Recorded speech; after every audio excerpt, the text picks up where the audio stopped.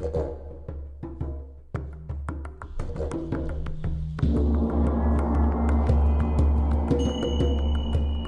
everyone, welcome to Expansion Cast. Expansion Cast is a magical podcast I created so people could find simple or unconventional solutions to expand their personal awareness and experience. This podcast is dedicated towards revealing people's divine truth and how that divine truth works its way out into the world, one by one, helping liberate each of us on our personal path to freedom. If you love this podcast, please give us a rating and share. Hey everyone, on today's podcast, I have the beautiful Michelle Van Doorn. So are you a narcissist? Absolutely. I am absolutely a narcissist. But you talk about two levels of narcissism. I do. I think there are two levels of narcissism. I think there's the narcissism where a person is all about themselves and doesn't give a flying fuck about anybody else, about human nature or another human being. And I also think that there's a different kind of narcissist that cares deeply about themselves and it is all about me. That's what I'm doing here. But I also care about other people. Mm-hmm. I just care about me first. So do you think that the one level of narcissism might be called selfless? Again, I think the word selfish can be used in two different ways. I think it can be used in the same way where I'm selfish and I want to gain all for me and nothing but me and I don't care about anybody else. And the other selfish where I feel I come from a lot is I want it for me because I want to share it. Or I want it for me because it'll make me a better person to be able to love more or love better or whatever it may be. Mm-hmm. I think a high-level narcissist can also help us love better too. Oh, yes. Perhaps that's why I've encountered so many of them. But, well, I was watching a video on YouTube and she was saying that pretty much all women think that all men are narcissistic in some way. I think that's in lower level relationships though. That's kind of what I was thinking. Like, as you were saying that, I thought, well, you know, I'm in a place right now where I recently ended a relationship and discovered that... Wait, you had a relationship? Yeah. Oh. I know. And honestly, since I was about, I don't know, maybe 14 or 15, I've never really been without a relationship. So I discovered I had an addiction to love, a love addiction. And I wanted to, I don't know, create like a cookie cutter family when my kids were little. And then it was like, who am I if I don't identify as somebody's partner? Or it was the love. It really was the love. I just chased love because I felt like it was so void in my childhood. And I never learned to love deeply within myself. And so I think if someone is going to say that, to categorize all women thinking that all men are narcissistic, that maybe they are, but can they fall into the two categories that I think of narcissism, right? But maybe as human beings, let's take away gender. Perhaps we're all narcissistic, but we show it in different ways.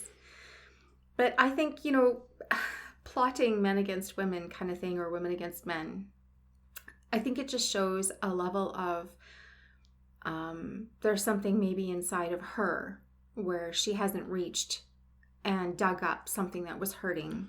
Something immature. Yeah. Yeah, absolutely. Yeah, living in the immature feminine. Mm-hmm. Yeah, absolutely. Yeah.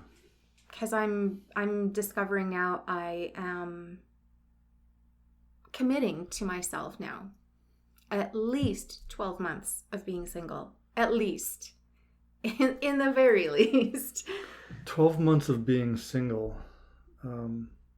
So in the last 12 months, how many relationships have you had? Or I guess 12 months before committing to this new stage. Well, you see, I guess that would depend, because I ended a relationship 2.5 years ago, but we continued to work together, and the emotional suction cup was still there. Mm-hmm. And it always felt like there was this underlying stickiness that didn't allow for me to individuate. And at the same time, I was having a long distance relationship with someone who lives in a different province. And that was easy in some ways because it allowed me to spend a lot of time by myself. It allowed me to sleep alone quite often. When I went to see him, it was maybe once a month, maybe once every 2 months. In the last 6 months, it was once every 3 or 4 months, just because there had been a lot of things that I was going through, letting go of the previous relationship that I was still working with. So the relationships were intermingled, and that became really convoluted for me and confusing. And I think that's kind of where I started to melt down. And I actually had a nervous breakdown last summer. And then I was in a car accident in February of this year. And it was just all signs to me. Like, I looked at it, all of it, as signs, as like a complete stop. Just stop. And I looked at my life, and my life spiraled. Especially after the accident, I lost so much, like materialistic things. And then I started losing parts of myself, and I became scared. And I also became liberated, because the fear propelled me to look really deeply at myself and to listen to the soul inside of me that was knocking at my door saying, we need to do something different. Mm-hmm. And that's where I am. So I don't know, like in the last 12 months, let's see. And I also had the relationship with myself, right? That I was ignoring. Yeah. But you don't have to answer that. It's just a random question. One thing I find interesting about your story you were just telling is that you had the accident. I notice people that get lots of attention in their life, and they don't do anything about it. Mm-hmm. They start attracting things like that, events like that, mm-hmm. to help break it open. Mm-hmm. Yeah, it totally did.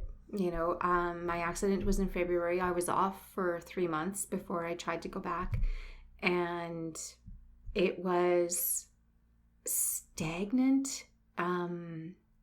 It was lifeless, and I quit on a whim at the end of June. I just, we were sitting there talking. Actually, we were having an argument about old emotional trauma and drama, really. It was drama. And it was triggering me, and I just started to cry. And I said, I'm absolutely miserable. And I heard those words come out of my mouth. I'm miserable. And I looked at him and I said, I gotta go. I think I gotta go. And he said, well, go where? And I said, I gotta go. I can't do this anymore. I can't work here anymore. And he said, I'm going to give you a couple of days to think about this, because I was highly emotional, right? I was bawling my eyes out. And mm-hmm. So I said, sure, that sounds like a good idea. And the next day I just knew I couldn't go back. So in that emotional state, mm-hmm. I think you've had the whole time since breaking up with him, mm-hmm. you've been going through a lot of emotional stuff, right? Oh. Around that? Let's just say I'm actually writing a book about it. Yes. Mm-hmm. Yes, absolutely. A lot of emotional drama and roller coaster. I felt like a yo-yo. Yeah. Mm-hmm. And what was all that drama happening because you weren't accepting your power and moving into your own space? Or what was the real source of it? I think what you're saying is, did I give my power away? Mm-hmm. Yes. Yeah, I gave my power away and I was struggling to take it back. And I was struggling to take it back because when I did take my power back, or whenever I tried to or attempt to, I was faced with repercussions of that where he didn't like it. And he would either accuse me, blame, shame, or guilt me, or ignore me. Mm-hmm. And those just triggered a lot of my childhood emotional traumas of, abandonment. And so I didn't want to be rejected, no matter what the cost. And it cost me. From my perspective, it seems so odd that you'd be in that position because you're like beautiful, you're fucking smart. Like, what don't you have going for you? Thank you. Yeah.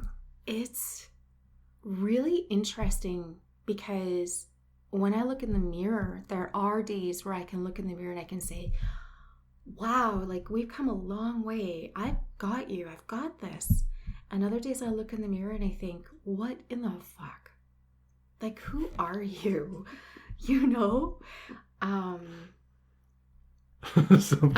Sometimes I look in the mirror and I'm like, what the fuck? Who are you? You're fucking amazing.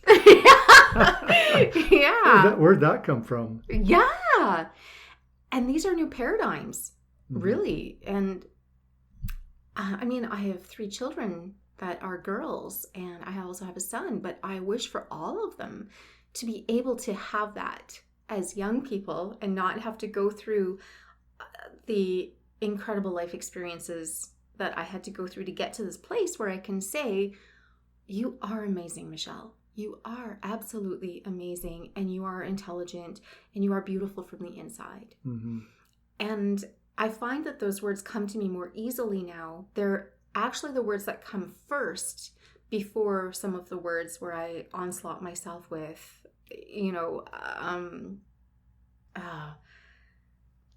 what's the word? Where I'm just yucky to myself. That's a fitting word. Yeah. Yucky to yourself. Yeah, I've been there. It's taken a lot of work to get to the point where I can look in the mirror and say, you're awesome. Where the fuck is this awesomeness coming from? And really appreciating where I am. And I'm even at a point now where, like, financially, I don't know where I'm going to be in 6 months or whatever. But I'm like, whatever. Yeah. I don't even care anymore. Yeah. I just got to enjoy whatever it is. I just got to enjoy me. Enjoy you. Absolutely. Yeah. We've known each other for a while. Yeah. Yeah. So what happens when desire comes up for you nowadays? Whoa. Okay. Well, that's a good one. That's a good one. I struggle with that. In my favor, I am a certified somatic sexological body worker. Say that again? Certified somatic sexological body worker. Okay. So basically, I'm a sex educator. And in my training, we learned self-pleasure in a way that is not attached to the outcome. So desire for me can come up and I can say, okay, what tools do I have in my toolbox? Literally. Battery operated. And those fill those physical desires for the time being. But there's also the desire to be held, to be understood, to be heard, to be seen. And I am learning to show up for myself in the ways that I would show up for someone else, or the way I want someone else to show up for me. So, sending myself flowers, buying myself little gifts, taking myself out on a date, leaving myself little notes of love not just like affirmations, not just like, oh, you're amazing, or quotes or anything. It's like actual little love letters where if I want to tell myself that I'm deeply in love with myself, what do I want to say? And also, what do parts of my body want to say to me? You know, how is my heart? And what would my heart want me to know today? Those kinds of things. So, in this moment right now, what does your heart want you to know today? You caught me on a good day for this.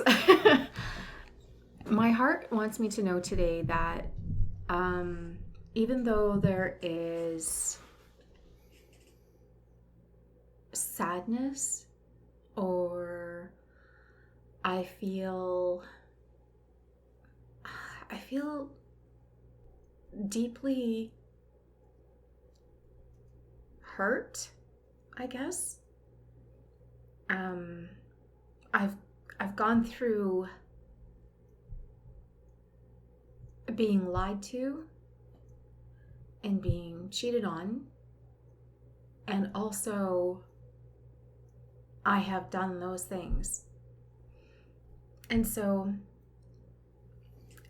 in the last few days I've been brought down into those places, those dark places of myself, where I can sort of understand a woman who says all women think all men are narcissistic, because the major hurt that has come in my life has been from men, and starting right when I was a very young girl, from the men in my life who were supposed to protect me and did the complete opposite.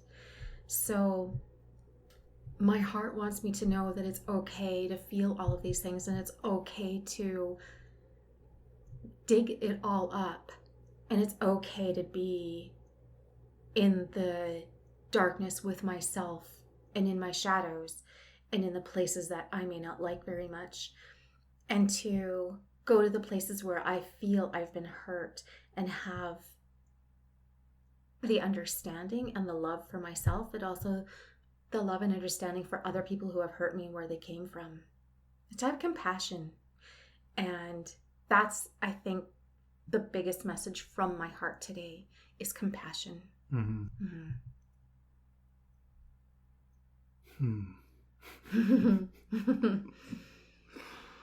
So going back to desire. Yeah. You mean we didn't avoid that? I know there was some avoiding happening. But, what do you desire in this moment?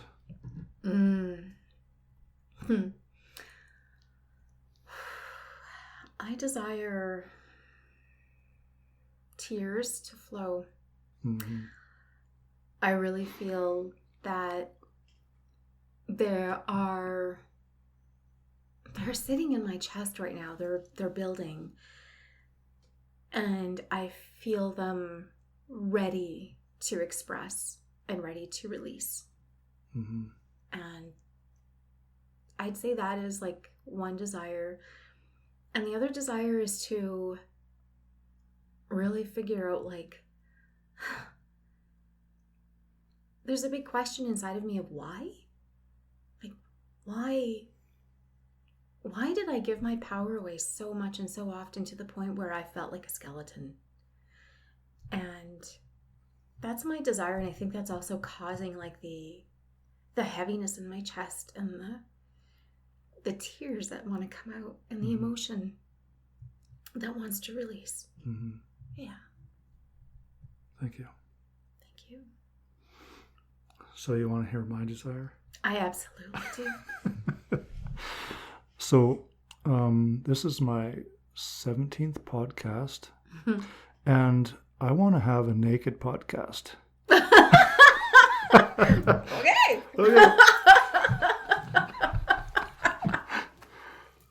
Why not?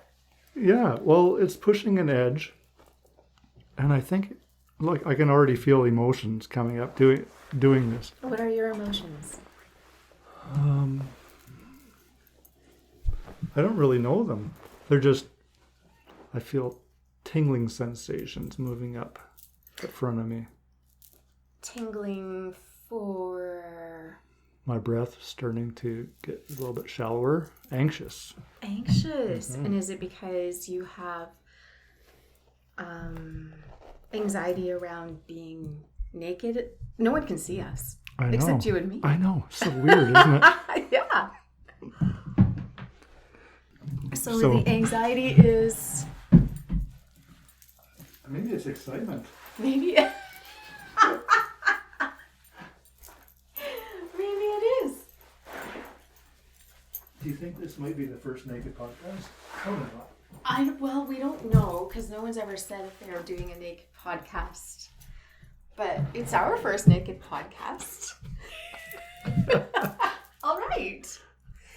How does that feel?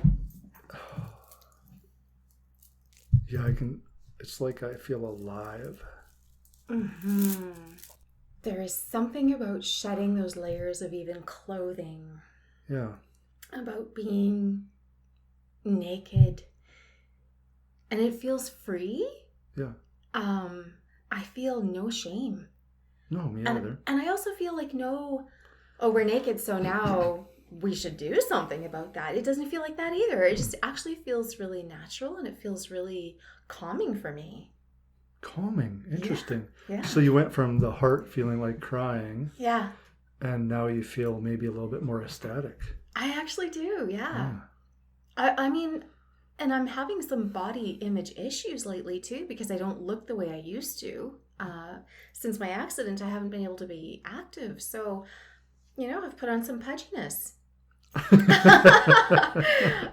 And I really wasn't okay with that. But sitting here, I actually feel okay with it. I feel better than I do when my clothes were on.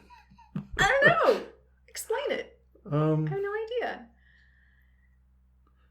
I think it could be around my desire too. Because now because I had that desire, it would be creating tension. So, if I'm not speaking my desire, all of a sudden that energy's out in the room and it's creating tension. So maybe now that I've spoke it, here we are. Here we are. I think it's always good to speak desires, even if they're not met. Absolutely. Or accepted. Yeah, because then it just kind of drops that tension. And so, do you think it would be different if you had spoken about desire with, say, one of the males who have done podcasts with you and you both got naked? Would it be a different energy, do you think? Because now there's I'm completely in my feminine right now. Yes, I can feel that. Yeah. And so I feel like there's that balance of the energy. Yeah, and I feel like I'm more in my masculine right now too. And I can totally feel your feminine energy, and it's really nice. If there was a man here, I would be. I could. I don't think there'd be a difference. It would just be feeling the energy of the other person and respecting it. Absolutely, because another person with a penis could be sitting here and be totally in their feminine energy and also still have the balance regardless of the gender. Yeah. So the one thing I do notice, though, is that it's pretty chilly in this room.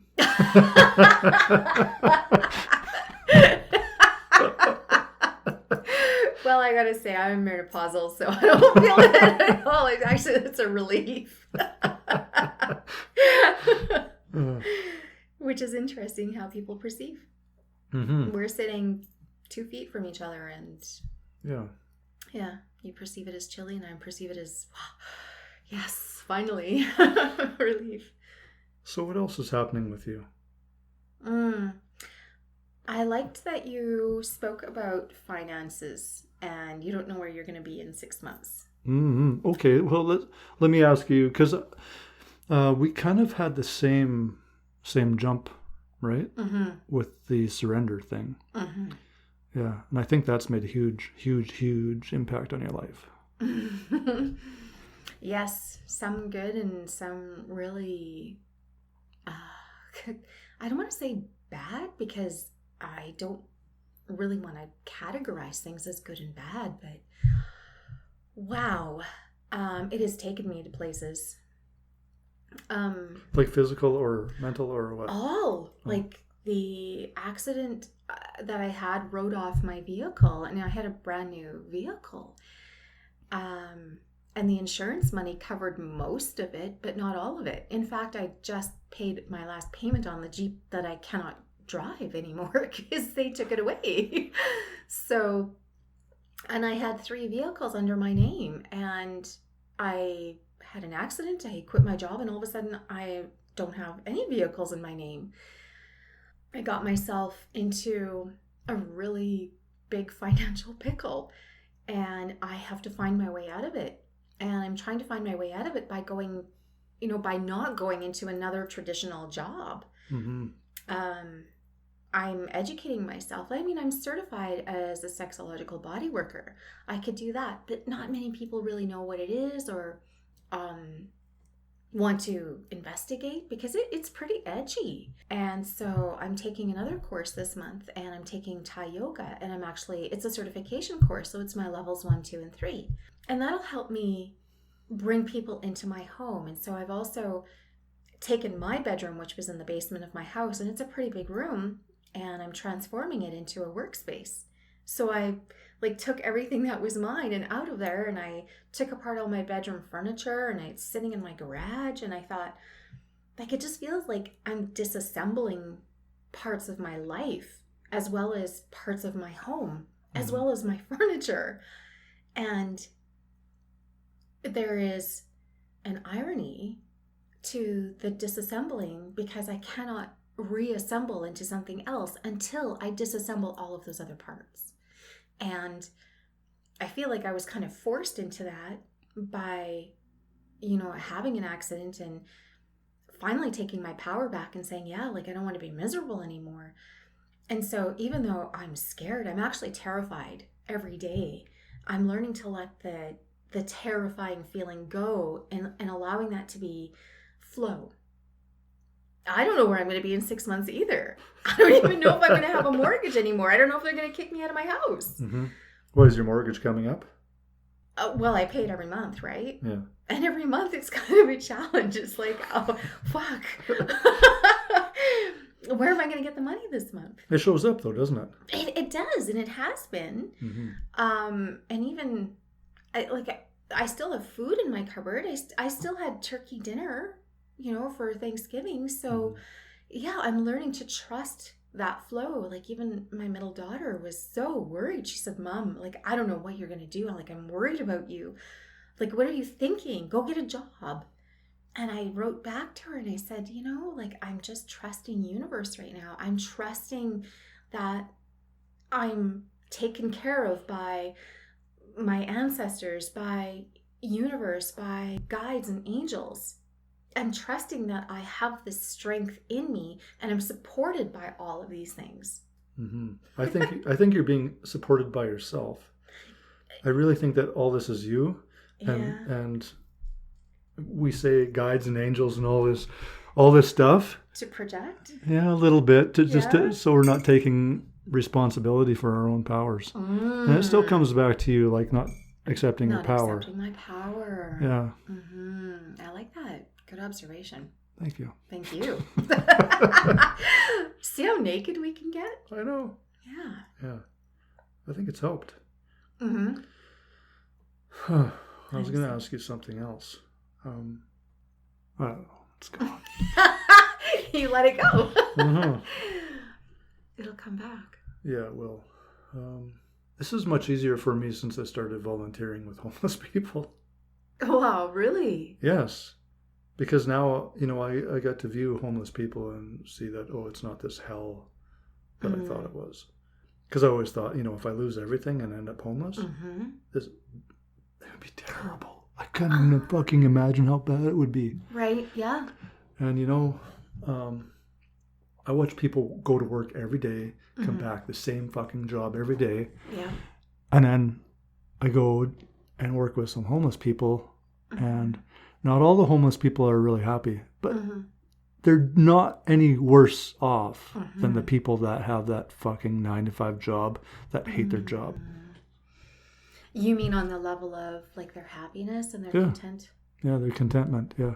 You know, a lot of homeless people are content. I mean, yeah, they got struggles. We all have our own struggles that we create. So it doesn't matter where we are. We're creating our own struggles. Absolutely. With our own power. We have a choice. Yeah. That's interesting you should say that, because years ago I was at the hot springs, Lucier Hot Springs. Do you know where that is? Which one? Lucier in White Swan Park, like between Fairmont Hot Springs and Kimberley. No. Okay, so anyway, there's some natural hot springs.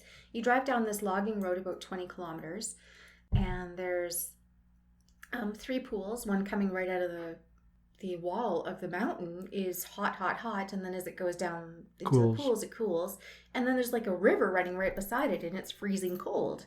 So I remember going down there. It must have been like 8 or 9 years ago now. And we went down later at night because the smaller children all leave, right? And then it's just adults, and everybody tends to get naked and get in the water. And there was a couple of older gentlemen in there who were, you know, like lots of hair on their face and long hair and just really unkept. And they were bathing in there, like bathing with soap and shampoo. Because the water flows, it's continuously flowing. It's not still. It just flows out. So I asked, you know, like, well, what are you doing?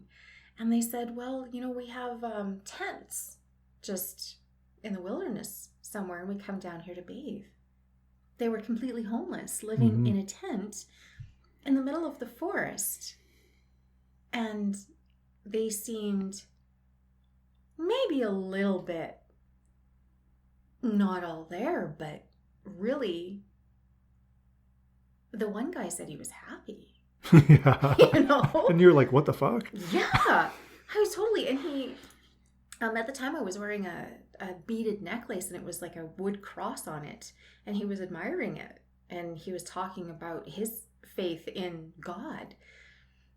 So I took off my necklace and I just gave it to him, and I said, you know, if you admire it that much, it's meant for you. And I gave it to him. I never thought about it again, and I never really thought about him again after I left. But, you know, thinking about, as a single mom, I've had many times in my life where I haven't had enough money to reach the end of the month.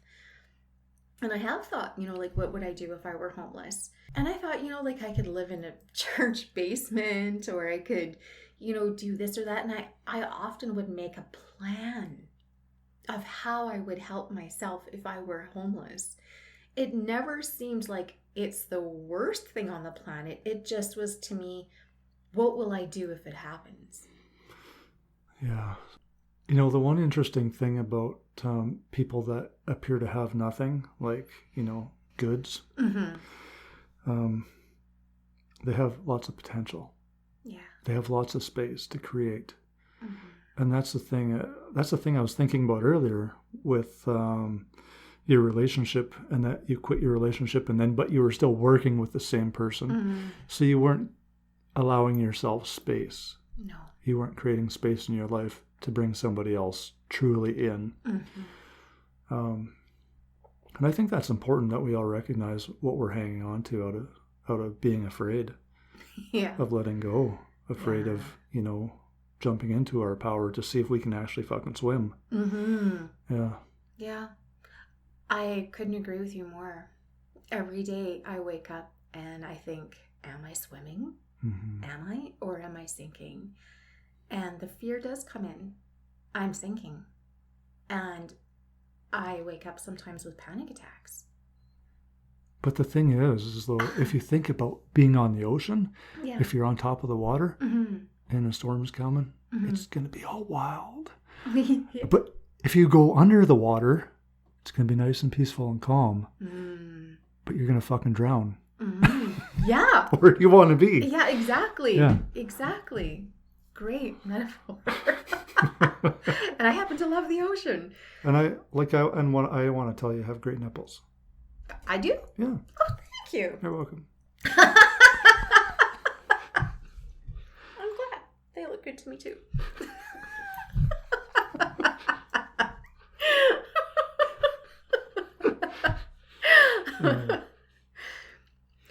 We do that in somatic work too. We actually, it's called body mapping, and it's looking at someone who is completely naked and mapping their body, talking about the different parts. I noticed that you have small nipples and you have very short hair on your chest and down onto your stomach, and I noticed you have freckles on your shoulders, and that's, yeah, we do that. So it's like, cool. Thanks for talking about my nipples.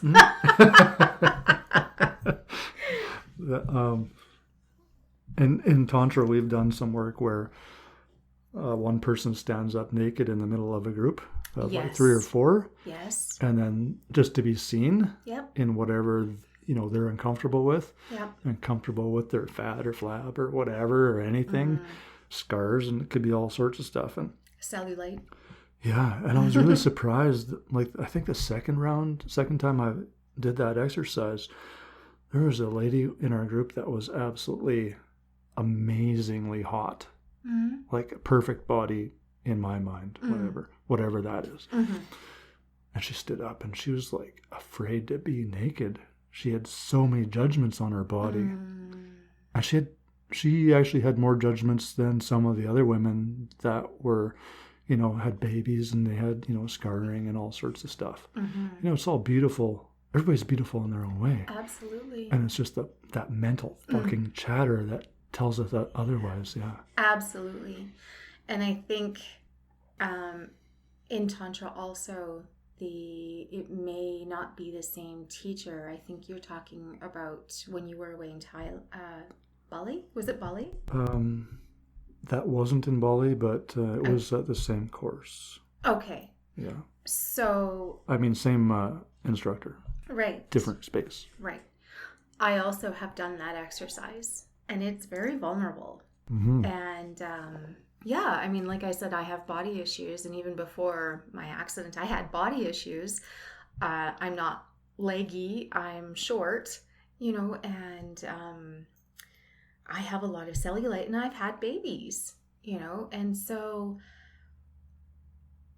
yeah, I stood up and I was completely raw and naked and feeling a lot of embarrassment, but also at the same time, there is some liberation around being seen like that, because we are all different. And I actually did have a partner once, a very recent partner, who said to me, it was probably one of the most beautiful things that anyone's ever said to me, is he looked at me and he said, "You have the body of a warrior. You have birthed babies in that body. You have been through trauma. You've been through sexual abuse. You have been through your own abuse that you abused yourself." He says, "And look at you." He goes, "You have the body of a warrior. I love your body." And that made me feel like so powerful that someone would actually see me like that. I do not look like a centerfold. I do not look like a Victoria's Secret model. But I'm me. I look like me. And yes, I did birth babies, and yes, I did go through all of that stuff. And my body is still here functioning and getting me through every goddamn fucking day. But it is pretty amazing, and you can't be hard on yourself at all. Because, I mean, people can't see your body right now, but it's pretty hot. No, thank you. Yeah, you're welcome. I have to say the same about you. Thank you. And I've come to love a lot of parts about my body too. I've had my shame, my fair bouts with shame. Yeah. Really? No, I'm actually curious because I don't know what the pressure is like on men. I know that women, we do suffer a lot of the pressure, a lot of media to have perfect bodies, quote unquote. What do you feel like from your experience as a man? Well, we have to be muscular and toned. Our penis has to be at least 6 inches. And yeah, we have to say the right things. That's very important. Yeah. Don't approach a woman without saying just the right thing. or the judgment comes out. But yeah, there's all sorts of things. But body image, yeah, it's like shape, shoulders. You should have, decent shoulders, and muscular. Yeah, Wow. hair on the head, and no hair on the body. Really? Yeah, but that's not. I mean, those things don't shame me. No, but that's kind of like the body imaging for men from media. I think so. Yeah. Yeah. Mm-hmm. I'm curious to know, what are the right things to say to a woman, or what are the wrong things? Anything that's awkward is wrong. I don't know. I think it's all awkward, especially when you're first meeting somebody. Yeah. Even hello sometimes feels awkward. Yeah, and I think it really depends on the energy. Because if I walk in my divine masculine, if I walk in a room with my divine masculine, I can interact with women way differently than if I'm in my juvenile masculine. It's quite a bit different. Yeah. Yeah, and I can feel that energy. But it's the same for me if I walk in the room. Like, you have you're always in your, I would say, occasionally I feel you're juvenile feminine, but most of the time I feel like a warrior feminine. Yeah, I feel like a woman who's really in her body. Yeah. Well, that took a lot of work. It took a lot of work. I mean, I've been at this, not necessarily tantra or embodiment, but I've been at this healing game for 30 years. So yeah, it took a long time. It took a lot of work, and I do notice when I show up. I actually notice when I show up in my juvenile feminine. I can feel her now, and I can sense her when she's there, and that's when I don't feel confident. Yeah. But sometimes that's the time to play. Yeah. Yeah. Oh yeah. Time to have fun. Yeah. Yeah. And your divine feminine, I always feel your divine feminine with you. No matter what. It's always there. Sometimes really strong. Like today it was really strong. Yeah. Yeah, I'm feeling very much in my power lately. Like I said earlier, I'm feeling a lot of fear. I'm very fearful of, how am I going to pay my bills? How am I going to put food on the table? How am I going to support, my children in their journeys? And then I kind of come around and I go, but wait a minute, like this person who said I had the body of a warrior and all the stuff that I have been through, it's like, wow, okay, well, wait a minute. Like I pushed 4 little bodies out of my body. I drove a school bus for 10 years, and that's kind of how I raised my children. It's like I know I have the strength in me, and I know I have my power within me, but sometimes I feel really fucking tired. And I feel like I'm tired of fighting all the time. And I recently wrote something a little bit about this. One of my partners said to me, I don't want to fight with you. We were having an argument, and I said, well, I don't want to fight with you either, but I want to fight with you, right? And I want someone to fight with me. And what that means is like I don't want to yell and scream at each other, but I want someone to fight with me through this journey, through this life, on this path. And I discovered that the only person who is actually going to fight with me is me. Yeah. Yeah. And so I'm now fighting with me, right? And there are times where it is actually like a dialogue that I have going on in me. It's like a fight, right? It's like, I'm powerful. Oh, no, you're not. Yes, I am. And then, and then this is like, oh, you're so weak. Yes, I know I am. And yeah, it's a battle, and I'm learning to love it. Mm-hmm. I'm learning to embrace all of those parts of me. And they're all powerful, actually. There isn't a part of me that isn't. It's in my weakness that I'm still powerful. And so I'm learning to use that. Mm-hmm. Yeah. How about yourself? Do you ever have that like battle, or those like, do you fight with yourself? I do.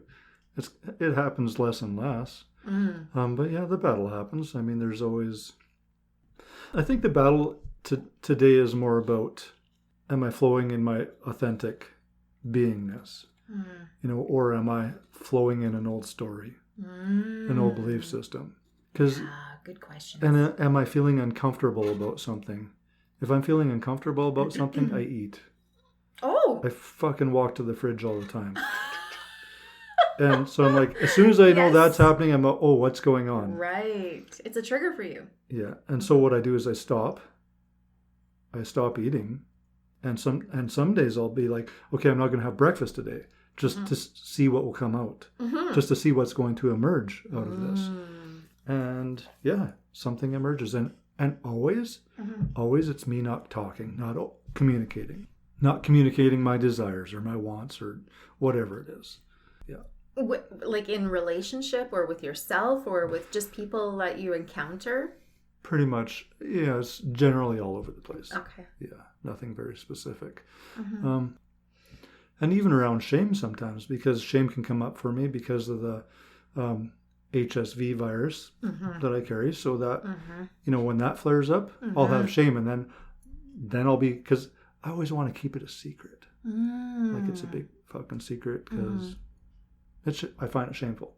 Yeah. Less and less and less the more I talk about it. Absolutely. But, yeah, it is kind of weird talking about it actually on a podcast. Since we're naked. Yeah. Yeah. Yeah, No, could that be more confronting? Yeah. Well, I'm going to be honest. I carry the same virus. And at first for me too, it was, I carried the stigma with it also. I allowed the stigma. Yeah. And now I don't. Like, I had a partner, and I told my partner, this is what's come up. And this was something that I tested positive for. And it was so funny because we were alone in the house talking about it. And he started to whisper, and he said, well, should we talk about that thing? And I looked at him, and I got really close to him, and I got my head down. I go, what thing? It was like someone might hear us through the walls. So I didn't allow his shame around it become mine anymore. And I think that was the first time that I said, well, wait a minute, the statistics are that more people have this than not. Yeah. And it's actually like in Europe, parts of Europe, where almost everyone has it. Yeah. And it's not, it's like a cold. It is. It's, I am in a relationship course, and the facilitator showed up, and she had a cold sore on her lip, and she stood up and she said, so the relationship course is about, talking about what you fear and all that stuff. And she goes, and I'm really ashamed that I have this cold sore on my lip. She goes, I feel really ashamed.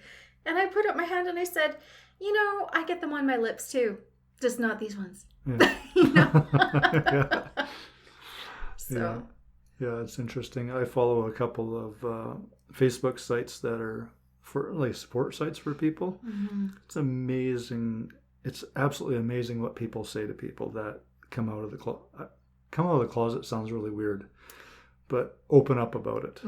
And some of the partners that are so not understanding and crude, and so that can be a fear for people, especially if they're on these sites reading that kind of stuff. And yeah, it's unfortunate. It really is unfortunate, because shame is such a harsh feeling to have. Like that, the energy of shame is so diminishing in one's personal power. Absolutely. Shame can kick anybody's ass. Mm-hmm. And the thing with shame, like, it's funny because I was thinking about this morning when I was driving over here. Thinking about herpes or shame? Shame. Well, Okay. shame, actually. I was not thinking about herpes in particular. But I was thinking about shame in particular and how someone in my life recently is feeling like he is this bad person and not a good person and a waste of skin and really being extremely hard on himself. But thinking that in his profession, he is amazing.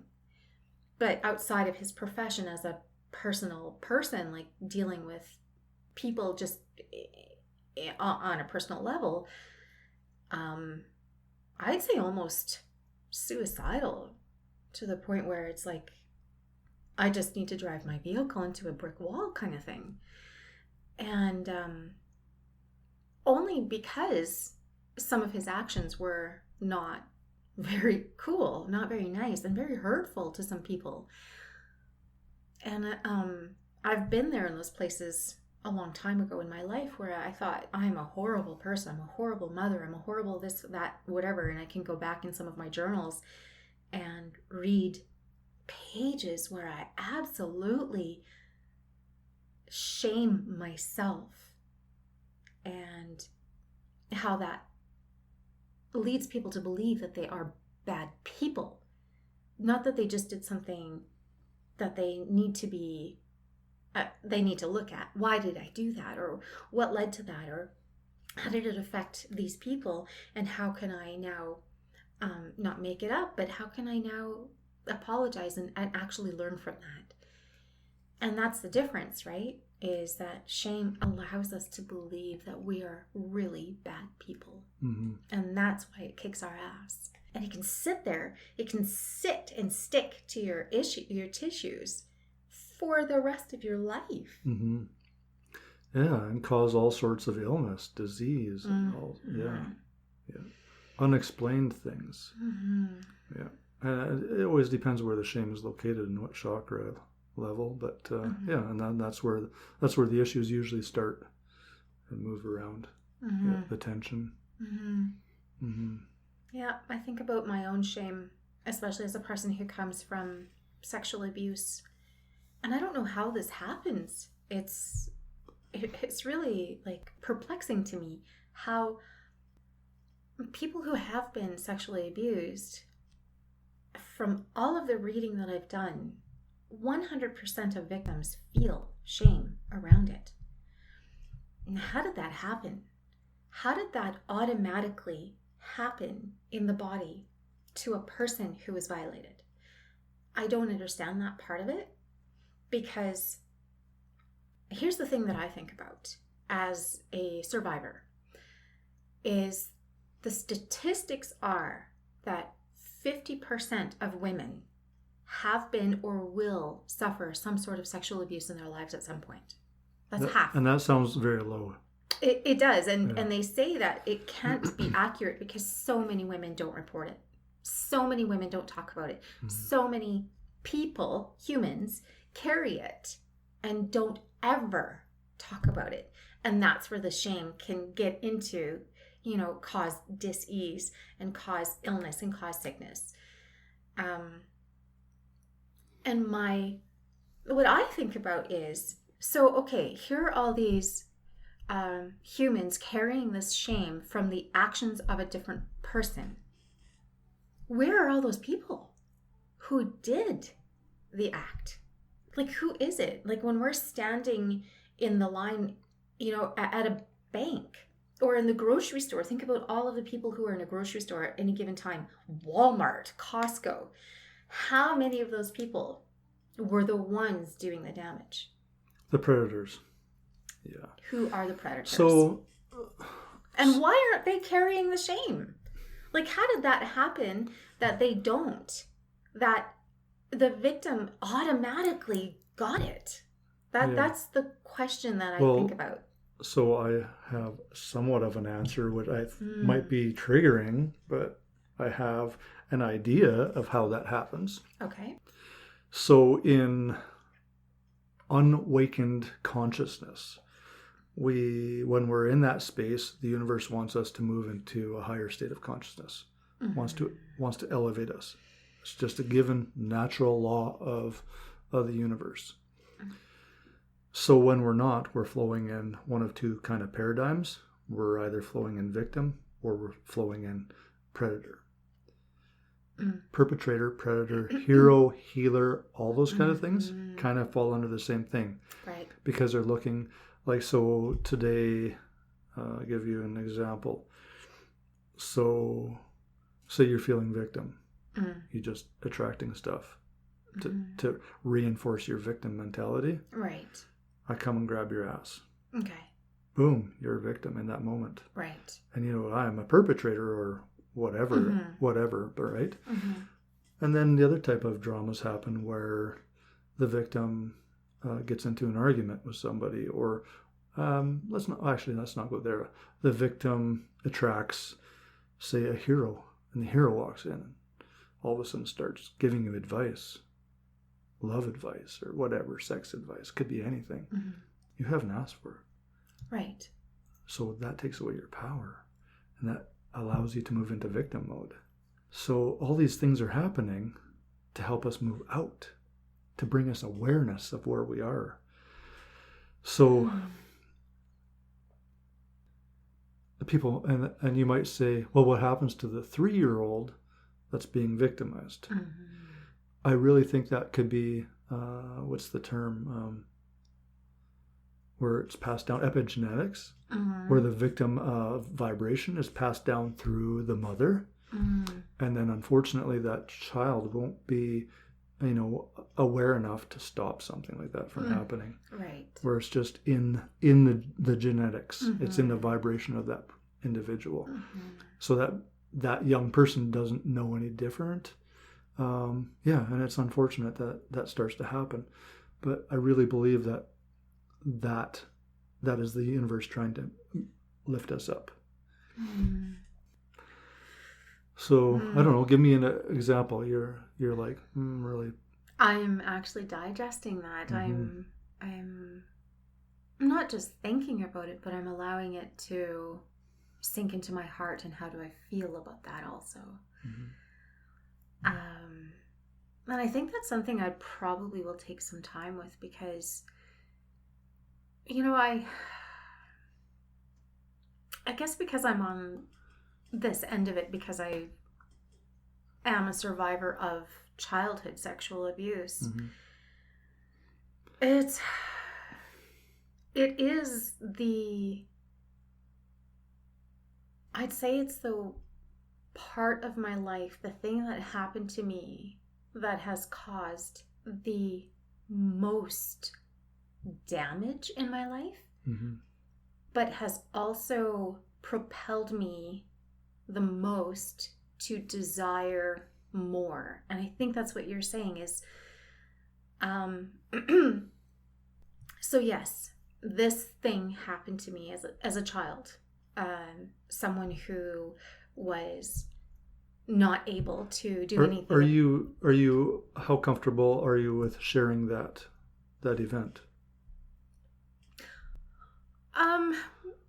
Like the actual abuse? Yeah, your age and the type of abuse that happened. Well, I mean, I'm comfortable enough to say that it started right around when I was about. Okay. For me, unfortunately, it wasn't just like a one-person, one-time thing.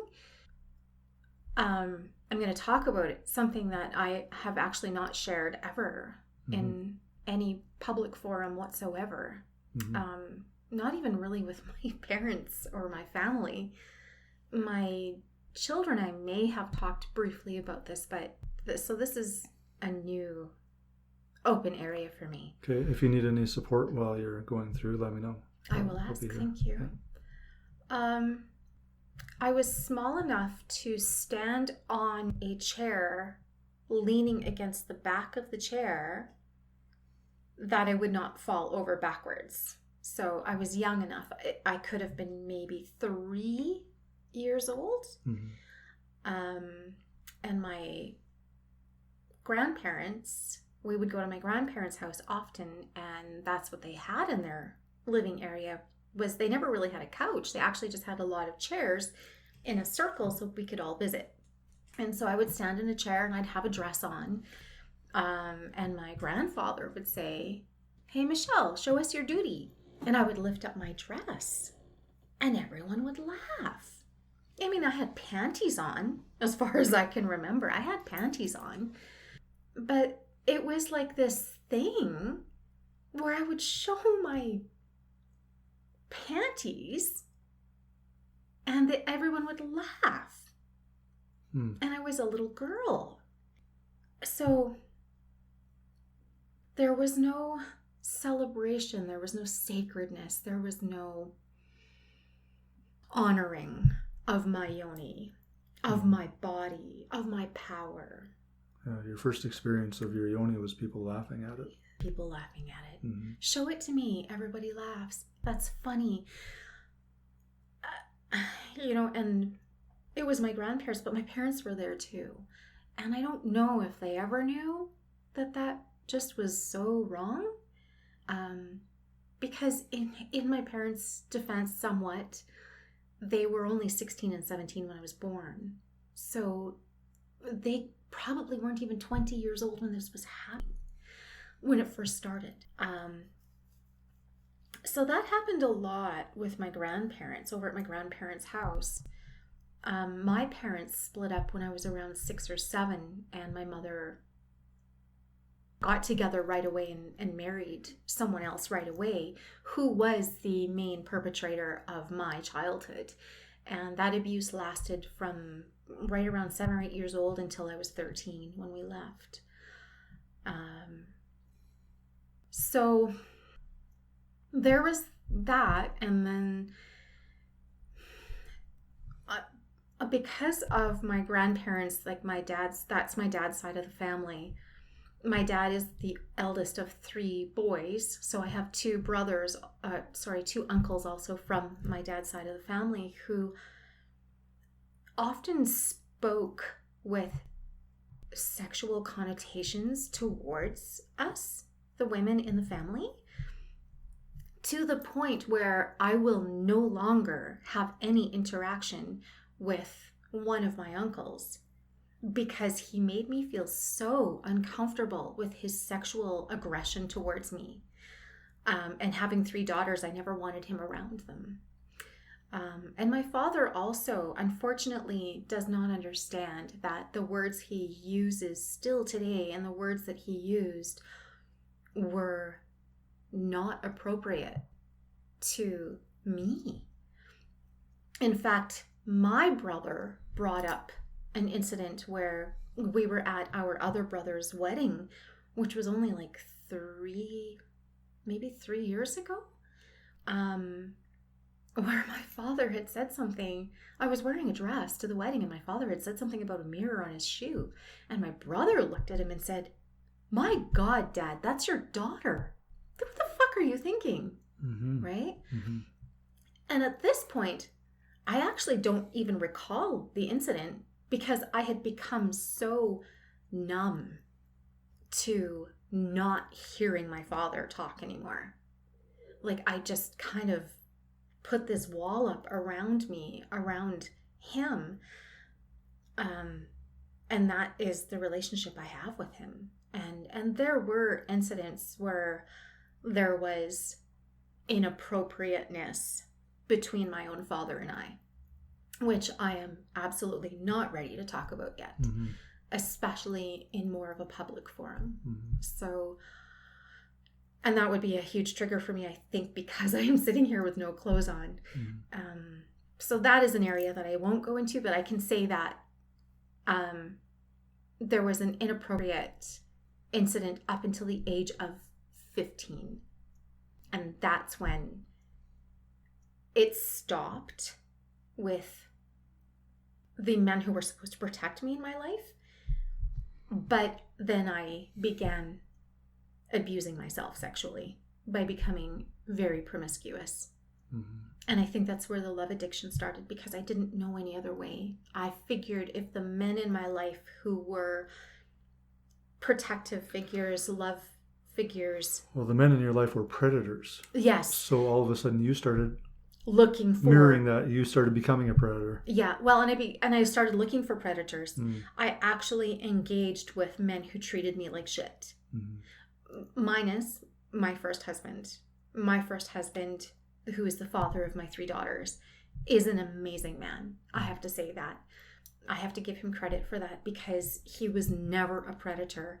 He was never inappropriate. He is actually the complete opposite of all of that. And how I attracted that and had 3 babies with him, I don't know, but I'm extremely grateful. But it is no wonder that I couldn't keep that relationship. I had to keep pursuing the only thing that I really did know. And the only thing I can really think of is that it was a divine intervention that I bring these 3 daughters into the world with a really good man. Because in the times where I do have this voice that does say I'm not a good person, I look at those children and I think, even if those voices were true, which they're not, those are the 3 best things I ever did in my life. So I think that sometimes those voices that say you're a bad person, yeah, I fucking love to be bad. Oh, I do love that too. And I'm learning to be good bad. Yeah. Not like destructive bad to myself or to someone else, but like good bad. You know, I believe that once we move into a healthy space, a real healthy space where we let go of the predatorial parts and we get out of that triangle, we can enjoy being bad without guilt, without doubt. And yeah, it's just a different space to be in, because the bad before was driven from something unhealthy. You know, it wasn't conscious. It was something from a pattern, an old pattern that was repeating and probably hurting other people. Where now we can be bad and we communicate. Can I be bad today? Yeah. Oh, and it has also driven me to like not have this good and bad thing going on. It's like, yeah, I'm just so sick and tired of being a good girl, so to speak. I want to be a bad girl. Oh, what does that look like? Sometimes it's like playing tricks on my kids, or playing hide and seek with my dog and like hiding in a place I know he won't find me. Yeah, enjoying your juvenile. Yeah, exactly. And then sometimes it's, you know, crashing a wedding. Like, actually. That's a good idea. It was fun. It was fun. I'm just saying, that was probably one of the best things I ever did. That was fun.